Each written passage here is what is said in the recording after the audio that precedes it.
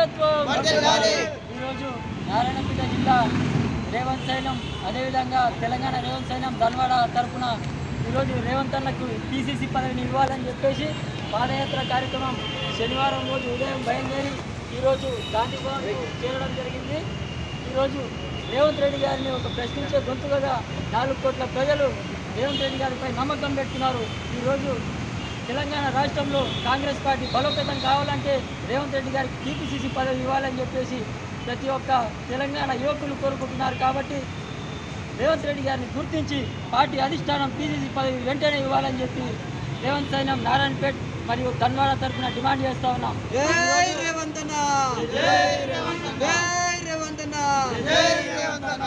నారాయణపేట నుంచి మేము పాదయాత్ర చేస్తుంటే కూడా చాలామంది రేవంత్ సైన్యం అభిమానులు, కార్యకర్తలు రేవంత్ రెడ్డి గారికి టీపీసీ రావాలని మాకు కూడా కలవడం జరిగింది.